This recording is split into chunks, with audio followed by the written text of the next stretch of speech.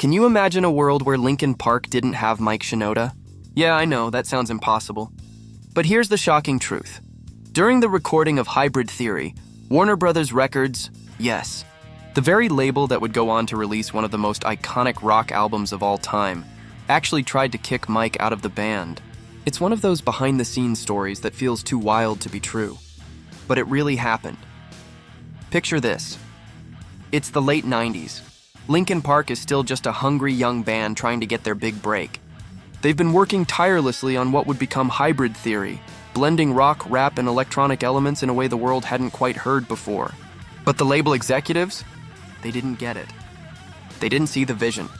In fact, they thought Mike Shinoda, the rapper, producer, and creative mind behind much of Linkin Park's sound, didn't fit the mold.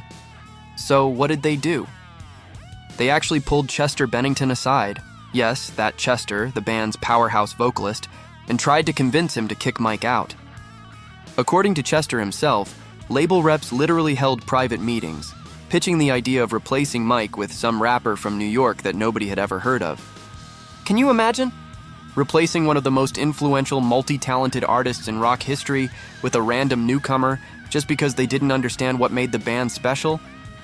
Chester later opened up about that moment in an interview with Metal Hammer, and he didn't hold back. They wanted some fucking rapper from New York who no one knew to come and do vocals on the record, he said, completely frustrated even years later. I just wanted to punch those idiots in the face because they couldn't see that golden fucking teat of awesomeness that was right in front of them.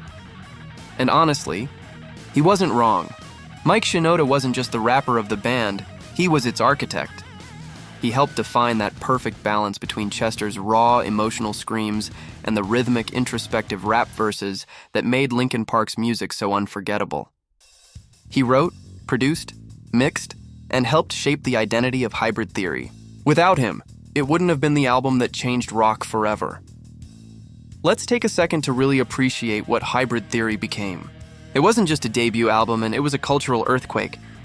Released in October 2000, it sold over 27 million copies worldwide and became one of the best-selling albums of the 21st century.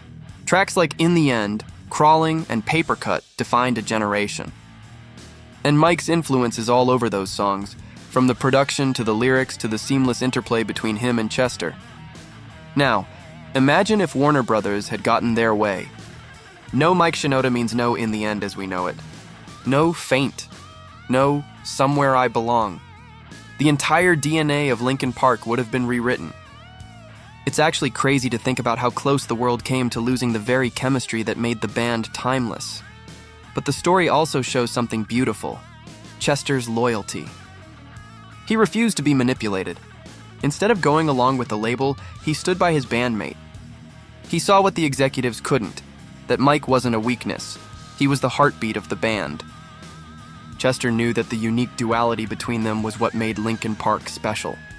That fusion of two completely different energies, Chester's visceral emotion and Mike's grounded intensity, was lightning in a bottle, and history proved them right.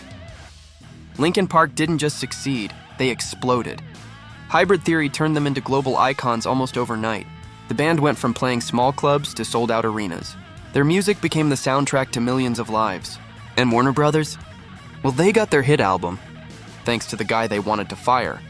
Chester even went on to praise Mike in the same interview, saying, "Mike's one of the most productive songwriters of our era, I think.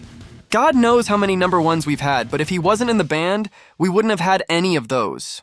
That statement hits hard, especially now knowing everything the band went through, and how much love and respect they had for one another. It's also worth remembering that this wasn't an isolated case of record label interference. Back in those days, it was pretty common for executives to pressure bands into fitting certain molds. Rock music in the late 90s was dominated by grunge and post-grunge, and Linkin Park's blend of rap and heavy guitars didn't exactly scream safe investment. They were different. Too different for an industry that didn't like taking risks.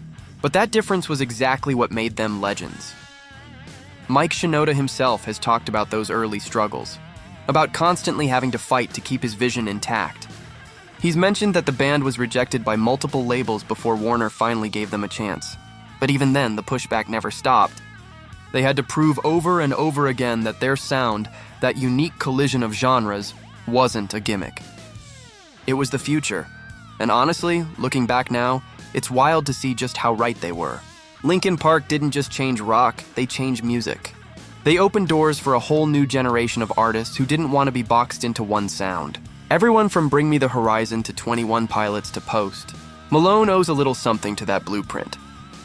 What's even more powerful is that this story captures the essence of what made Linkin Park's dynamic so rare. It wasn't just about musical talent, it was about respect. Even with all the fame, the pressure, and the creative clashes, there was always a deep sense of unity between Chester and Mike. They balanced each other, one bringing chaos, the other bringing structure, and that balance defined an entire era. So next time you blast In the End or Numb, remember this: those songs exist because two artists refused to compromise their vision. Because Chester Bennington saw what others couldn't, the genius in Mike Shinoda. And because despite the industry trying to tear them apart before they even began, Linkin Park held their ground and made history. It's kind of poetic, isn't it? The label wanted to remove the rapper to make the band more marketable, but that same rapper ended up being the mastermind behind some of the most successful rock songs of all time. Sometimes the very thing people don't understand about you is exactly what makes you legendary.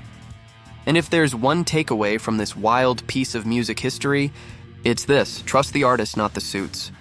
Because when passion leads and creativity isn't compromised, the result is something that outlives all the trends, all the charts, and even the people who tried to stop it. If you loved this story and want to see more deep dives into music legends, don't forget to hit that like button, subscribe to the channel, and turn on notifications, because we've got plenty more untold stories from the world of rock, pop, and beyond coming your way.